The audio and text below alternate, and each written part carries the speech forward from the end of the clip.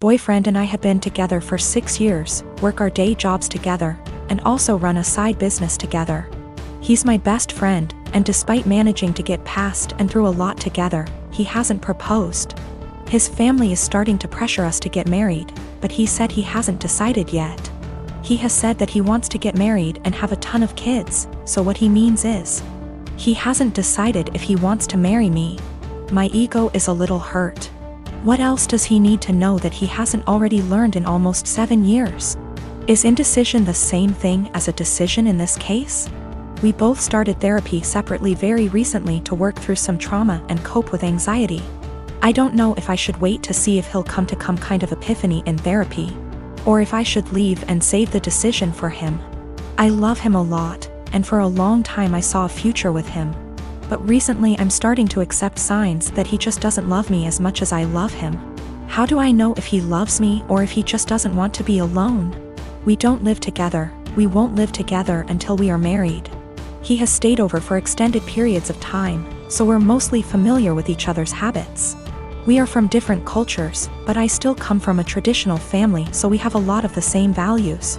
I just consider myself to be more independent. I am very uncomfortable with the idea of an ultimatum. I don't like the idea of forcing someone to make a decision out of fear or because they're backed into a corner. My communication skills are something that I'm pretty proud of, to be honest, but it's something that he struggles with. And that's one thing he wants to work on in therapy. I'm working on not projecting my fears of insecurity onto our relationship, even when he isn't communicating properly. He picked me up and I told him that after the conversation with his family, I've been feeling really insecure in our relationship. And if he's unsure if he wants to marry me, I need to know what he's unsure about. I said if we want to have kids, I really can't wait forever.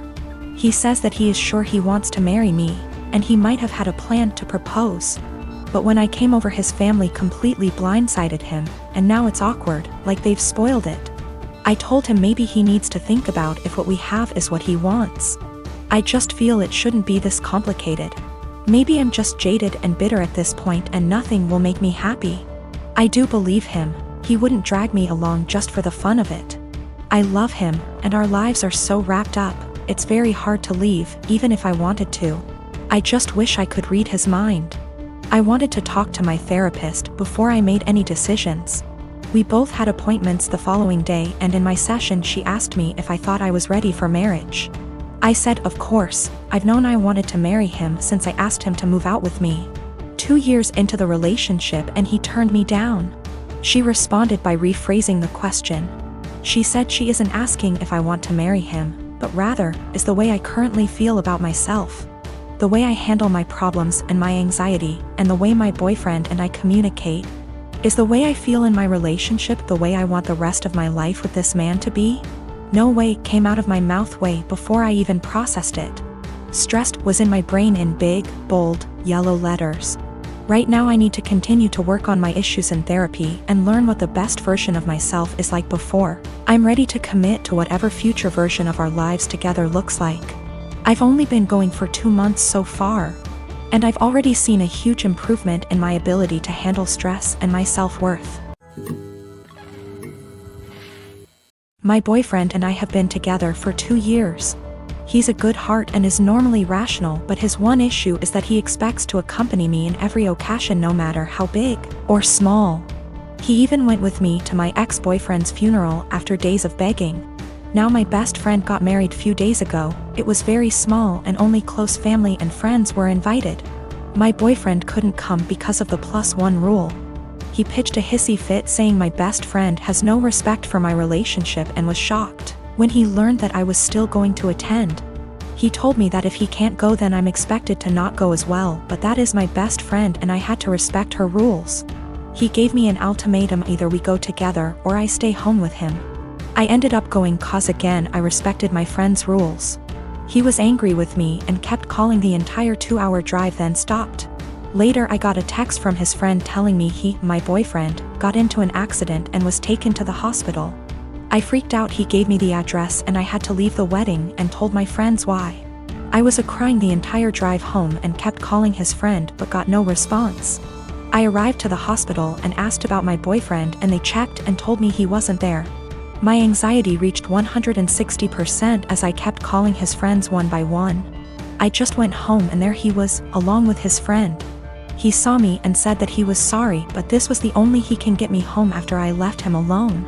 After the initial shock, I just blew up yelling at him about lying and making me leave my friend's wedding, and having me literally go to the hospital and freaking out cause of him. I kicked his friend out and we got into an argument. He kept talking about how much I love him, thus I left, which is my own doing, not his, and he was just trying to see if I really chose my friend's wedding over him. He then argued that my friend caused this and I shouldn't agree with her to exclude him. I said what he did was horrible and called him horrible and then went to my room. It was awful cause my friends kept calling to check in on him cause they thought he was really at the hospital. He said I overreacted and that I yelled at the wrong person. He has a history of mental health issues but got better the past few months. He also had a recent death in his family which really affected his health generally. I bought a house a few months ago and moved in last month.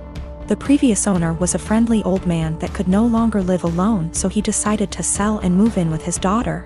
Just to be clear now, apparently he had been allowing use of his driveway to his disabled neighbor lady, largely because street parking is extremely limited and what little street parking there is pretty much instantly occupied. What I am saying is unless you have a driveway you end up having to park a good 5-minute walk away, and that's the best case scenario. I put disabled in quotation marks because the lady in question is just really overweight and I am not sure if that counts as disabled. Obviously I was unaware of this, so I was surprised to see a large SUV parked in my driveway when I moved in. I ended up having to knock on several doors asking whose car it was because the movers could not stand still on the busy road too long. I figured out it was the neighbor's car, so after a good 10 minutes of knocking, an extremely angry enormous lady opened the door. I told her to move the car and she immediately started arguing that the neighbor said it was fine. I told her he moved out. I moved in and no, it is not fine, and to move it because the movers need to unload my stuff. She begrudgingly did. I ended up seeing her walking back half an hour later completely wet with sweat. Now a few days later I went back to work and lo and behold, the SUV is parked in my driveway again. I go over there again, spend 20 minutes knocking on the door before this lady opens the door, again, visibly angry. I tell her to move her car. My driveway is not public parking. She protests, saying her ankles can't take walking the distance and claims I can easily walk. I tell her that while that might be true, it's my goddamn driveway and I want to park there myself. Again she moves her car. Again I spot her half an hour later drenched in sweat making her way home. Well, it happened again a week ago and this time she would not open her door. I got tired of it and had her SUV towed. She of course came to my house to scream at me. I told her to get the hell off my property. A few days later I had a small fence installed with a lock on it to make sure it did not happen again. I have since been getting dirty looks from her and one other neighbor, and when I told my mom she told me I should be nicer to people.